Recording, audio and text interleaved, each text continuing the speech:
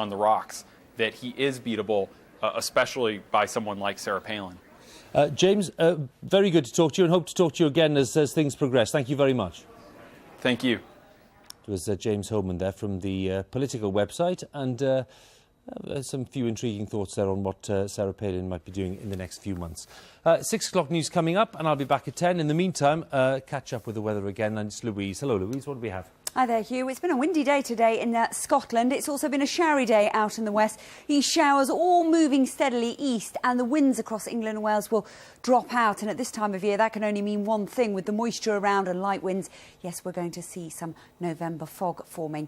Now, you can see from the cloud there's a fair amount of shower bands still to clear away. They will do so over the next few hours, stripping up into the north and east. And then with those clearing skies across England and Wales, and as I say, lighter winds, the fog will tend to form across Northern Ireland, northwest England, Wales and down into central and southern areas. Showers continuing to the north and east.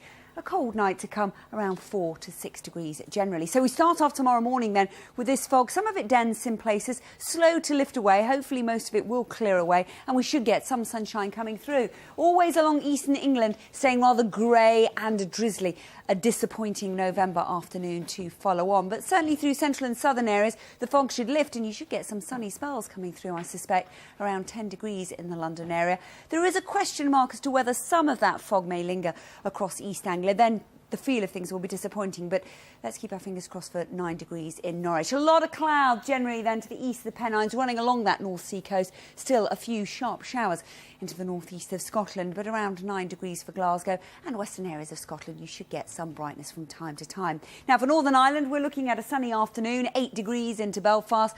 For much of Wales, it'll be a largely dry afternoon. The risk of a few showers perhaps into the southwest, and that risk increases through much of Cornwall and Devon towards the end of the day. In fact, we do need to keep an eye on these showers developing down into the southwest. They could turn into fairly persistent outbreaks of rain overnight on Friday, another inch potentially across southern Cornwall and Devon before it clears away. So we'll need to keep a close eye on that. Once it does so, though, an easterly wind or northeasterly will start to pick up. So a chilly breeze developing for the weekend, and that means a good deal of dry, quieter weather dotted around once we lose that rain in the southwest. But it will feel noticeably cooler, I suspect, particularly as we move towards Sunday. And with that northeasterly, it'll drag in 1 or 2 showers, and yes, to higher ground could be of a wintry flavour.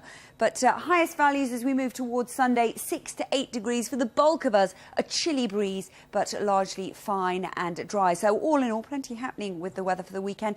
On the whole, a dry affair, but you will notice that difference in the feel of things if you're going to be out and about. Take care.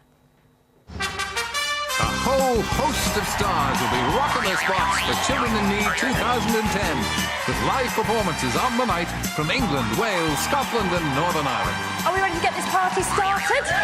So, show your spots, join in the fun, and let's raise more money than ever to help disadvantaged children right here in the UK.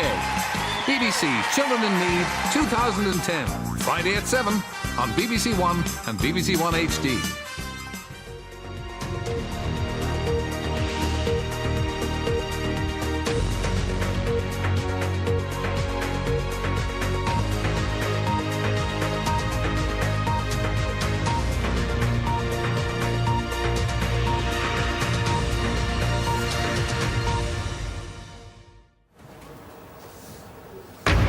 Ireland looks set to receive tens of billions of euros in aid to bail out its banks.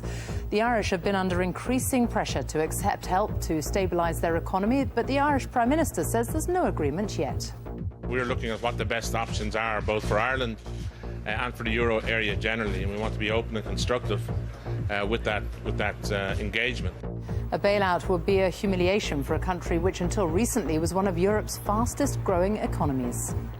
It's horrible to think that we were so high and we were so proud of being where we were, to feel now that we should be, apologising for where we're at. Also on tonight's programme, the number of migrants coming to the UK from outside Europe should be cut by up to a quarter, say independent government advisers. Football's governing body FIFA bans 2 officials accused of asking for money in return for World Cup votes. Spotted at the Abbey, Westminster looks likely to be the royal choice for Prince William and Kate's wedding.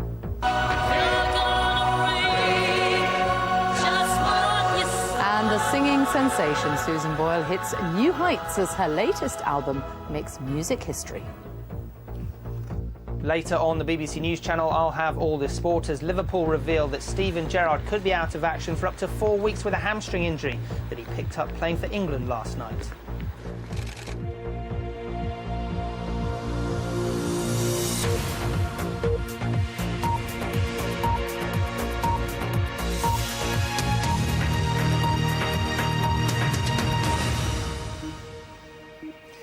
Good evening. Welcome to the BBC News at 6. Ireland looks set to accept billions of euros to help bail out its banks. The governor of the Irish Central Bank says he expects the Republic to accept what he called a very substantial loan to help support the country's economy. The Irish Prime Minister, Brian Cowan, has denied that any big loan has been agreed, though, and says that he doesn't want to prejudge the outcome of talks with officials from the EU. Here's our Ireland correspondent, Mark Simpson. Demonstrators gathered outside the Dublin Department of Finance as Ireland's grip on its own financial affairs started to slip. Before today, Ireland had been saying that it didn't need emergency European aid, but this morning came the first sign that the Irish government would now accept some help. It'll be a large loan because the purpose of the amount to be advanced or to be made available to be borrowed is to show that Ireland has sufficient firepower to deal with any concerns of the market. That's the purpose of it. So we're talking about a very substantial loan for sure. Tens of billions, yes. Talks took place all day in Dublin, involving officials from the European Central Bank, the European Commission and the International Monetary Fund. We're looking at what the best options are, both for Ireland and for the euro area generally, and we want to be open and constructive with that engagement. And I think that government at the end of the day will make decisions based on the outcome of discussions which are ongoing today and over the next few days. Ireland's closest neighbour is the UK, and the government is ready to help.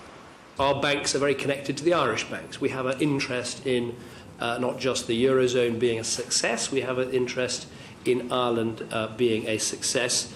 So I certainly don't want to rule things out. Ireland's budget deficit is currently 32% of its GDP. Ireland is expected to eventually ask for a loan of between 80 and 100 billion euro.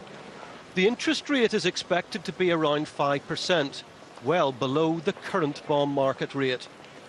Some believe that Ireland will pay a high political price for any funding from Europe. The idea now that you've got, and will have maybe for, who knows, for the next 5 years, the next 10 years, you will have people from the European Union, you'll have people from the IMF, literally looking over the shoulders of Irish bureaucrats as they're making decisions about taxation, about spending. I think it's really deeply shameful. On the Irish high street, the days of high spending are over. Shops are being forced to cut prices. At this family-run business in South Dublin, they've survived 40 years of Ireland's economic ups and downs. But nothing quite like this. It's horrible to think that we were so high and we were so proud of being where we were, to feel now that we should be, apologising for where we're at. And it's simply bad government. It's nothing that, we can't come back from. And we will. We'll be back up there again. If the Irish economy is going to recover, it's likely to be too late for the current Irish government. It only has a 3-seat majority in Parliament.